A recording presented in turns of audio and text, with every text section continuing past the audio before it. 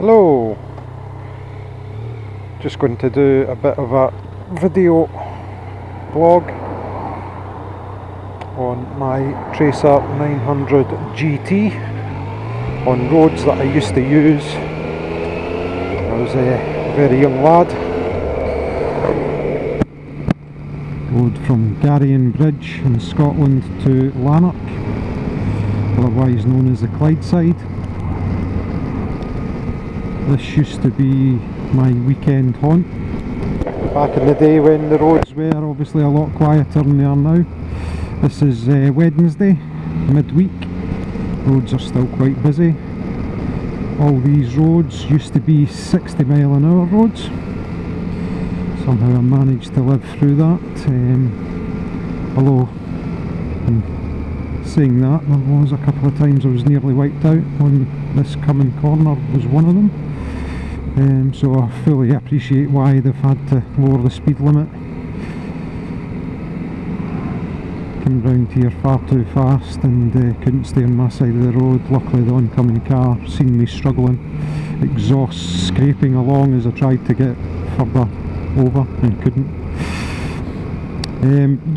It was a lovely thing. The only time we sort of had to slow down from 60 is coming into places like here, Rosebank, where the speed limit has always been 30. Anyway, Tracer 900 GT, I'm obviously biased because I bought one. I had the previous original Tracer, 2015 model, and I am on YouTube as saying that this is a bit of a letdown in comparison to it. Certainly in terms of engine power delivery. The demo I rode originally was about 150 miles old, and turns out it was actually a very tight engine and just felt love the triple. I absolutely love the triple. I always thought there was something missing in a triple, but in all honesty I think it's one of the best engines you can get. A lot of car manufacturers are now finding that. A lot of the little city cars are now coming with like 1200 or 900cc triple engines. They have a great balance of torque and ultimately outright power. Anyway, this 900 GT I bought in October 2018, and well, love it, absolutely love it. You won't see because the camera's obviously pointing forward, but I have the Yamaha touring screen fitted, which I got the dealer to throw in as a bit of a sweetener, and I put one of the cheap Chinese video sort of screen add-ons onto the top. Again, this used to be a 60 mile-an-hour speed limit. Beautiful corners. RD250DX, trying to get round here at 60 mile/hour, two-stroke power bands, cutlass out with the power band, went like a bat out of hell in the power band, and trying, as a young rider, trying to keep it in the power band, and managed to get round the corners. Well, it was a wee bit above and beyond my skill set back then. And unfortunately above a lot of other people's skill sets, hence why the speed limits have been lowered to try and reduce the accident rate. On top of that, at the weekend now, this road, not that I travel it very often now, but this road at the weekend is just full of the proverbial Sunday drivers, or even today.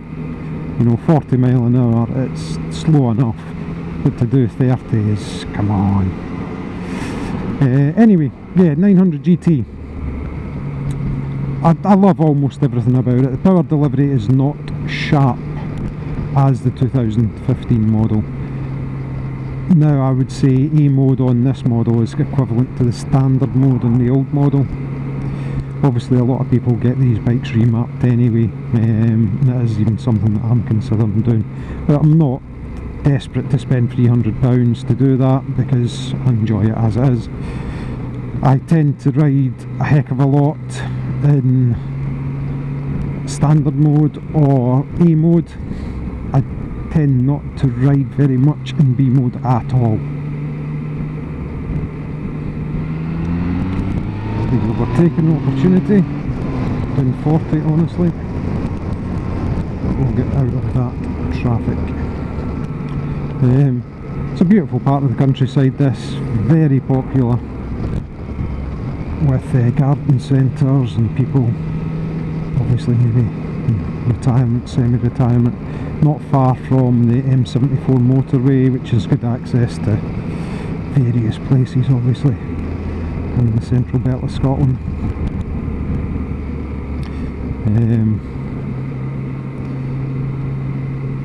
So, Tracer 900 GT, why buy one? Well, the triple engine is phenomenal. I originally bought a Tracer 900 simply because it had better provision for a passenger, and at the time my wife hadn't long passed her motorcycle test, and we've got sort of two almost 14-year-old children now, but 4 years ago they were just sort of 10, and for us to go out at the weekend basically involved having to take them, and to be honest the kids loved it, but again, better passenger provision for my 10-year-old daughter, who was or is quite tall for her age, just necessitated the fact that we couldn't really live with the MT-09, and at the time the MT-09 didn't have an LED headlight. One of the fabulous things about this bike is the LED headlight is, oh, it's like the sun shining down the road. One of the best, if not the best headlights I've had in any vehicle, never mind a motorcycle, and there's only one.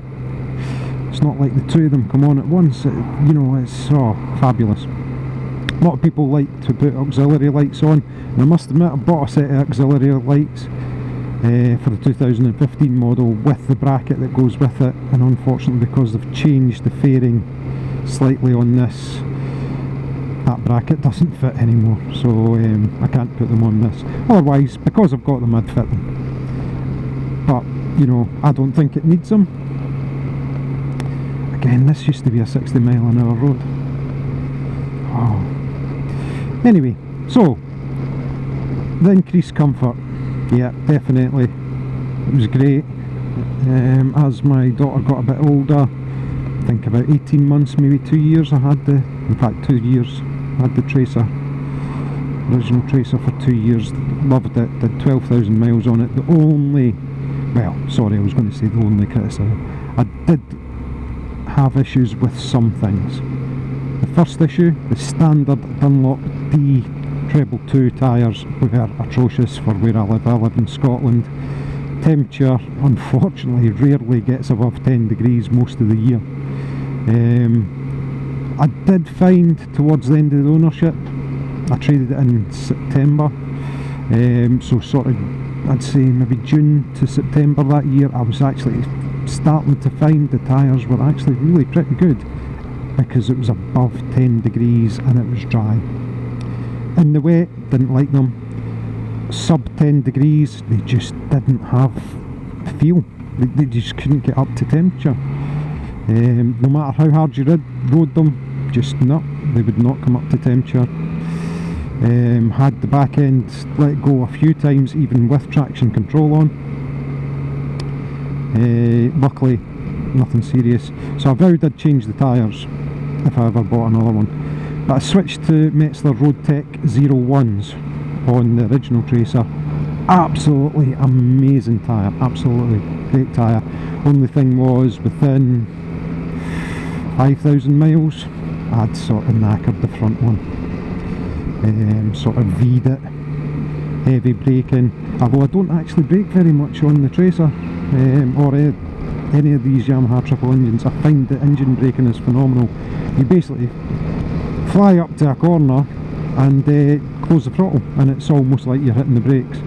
Obviously the faster you ride, the more you maybe have to rely on brakes. However, yes, I didn't like the tyres. I didn't like how wide the handlebars were. I've struggled with clutch control on full lock to the right. Again, 60 mile an hour road this used to be.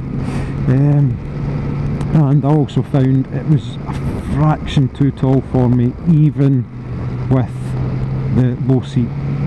Just, you know, just tiny bit. Yamaha announced the 900 GT and they said it was going to be higher. So I ruled it out as, you know, a possible replacement for my one. Otherwise, I loved the idea. The bars were slightly narrower, you know, the luggage, the cruise control. I'd started to get some demos on bikes with cruise control. Absolutely hated it the very first time I used it, but then grew to love it and use it quite a bit now. Not generally for the long fast stuff. I actually use it in lower speed limits, sort of towns and stuff, too many speed cameras and things, so I tend to set the cruise control on for, you know, the appropriate speed limit, and it takes a strain. So anyway, yes, my wife in September 17 got a shot as a demo of the XSR 900. She had not really wanted to ride anything bigger than her 700 Tracer. She was more than happy with that. She rode the 900 XSR and the grin on my beautiful lady's face was ear to ear.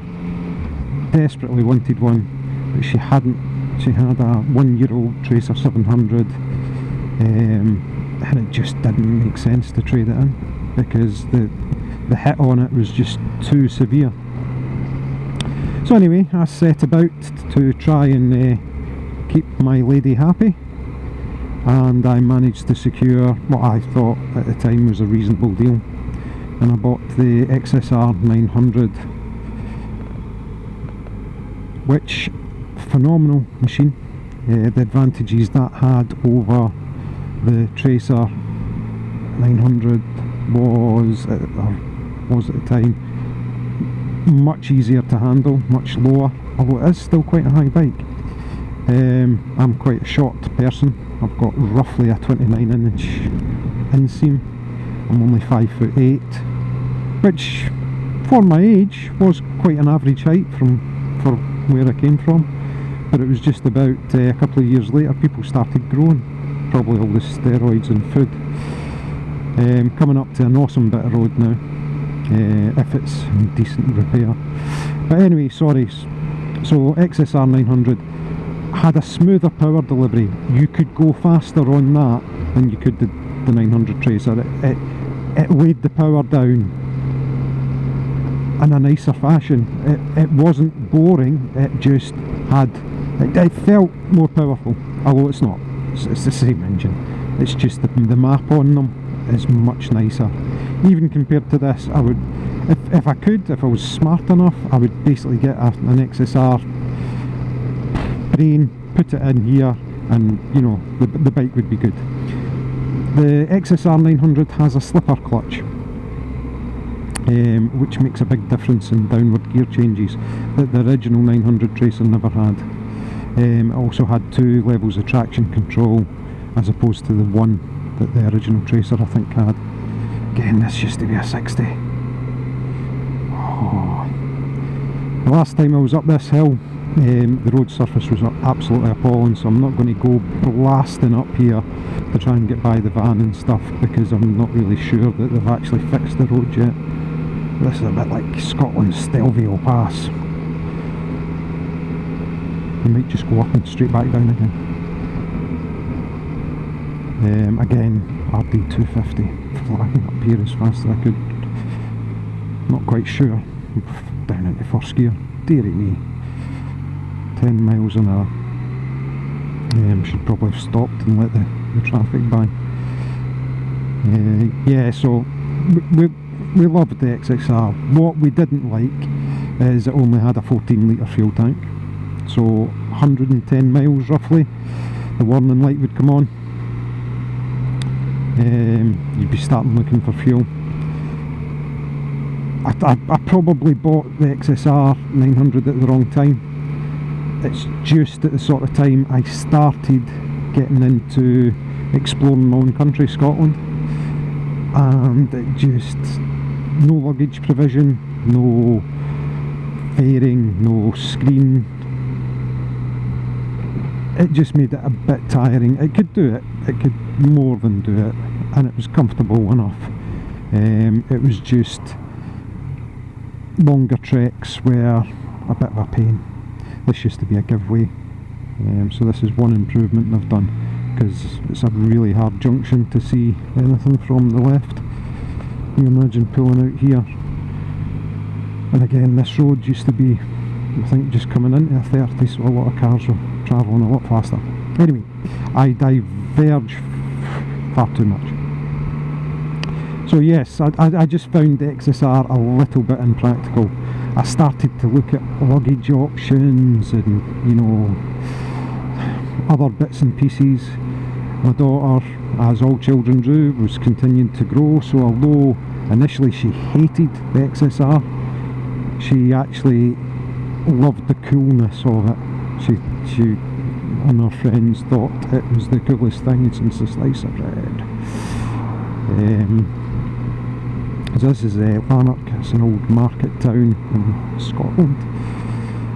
Quite a lovely town, lovely place, but like many places, sort of struggling with parking issues and other bits and pieces. We're going to miss the main street because it is literally just a traffic jam, and we're going to head on the road again. I've not been for absolute ages. So anyway, yes, XSR, looking at luggage options. Obviously I was on some of the Facebook forums, and some of the guys, because they used them for work and whatever, had put top boxes on them. You know, you can do a lot with them, but you know, it's a stylish looking bike. I know a lot of people don't like it, but it is absolutely lovely in my opinion. It combines all the looks of the past, but it's still a modern looking bike.